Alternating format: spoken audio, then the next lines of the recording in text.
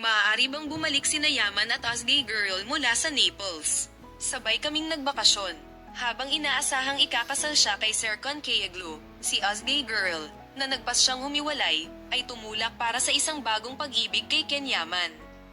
Ang mag-asawa, na ang relasyon ay naitala noong Hunyo, ay nakitang bumalik mula sa kanilang bakasyon sa Naples noong nakaraang gabi.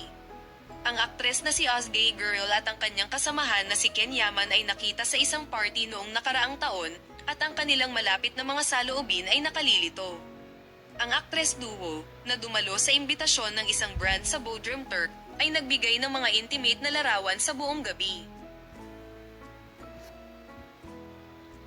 Sina Yaman at Osgay Girl, na sumayaw ng ilang oras, ang pinaka-pinag-uusapan tungkol sa mga pangalan ng organisasyon.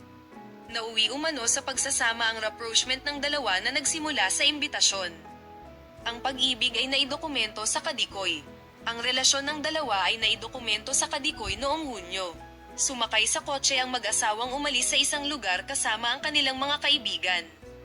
Bagamat nanatiling tahimik sina Osgay Girl at Ken Yaman sa harap ng mga tanong sa pag-ibig, ang pag-iwan sa venue ng magkasama ay nagkumpirma ng mga isyu ng pagsasama.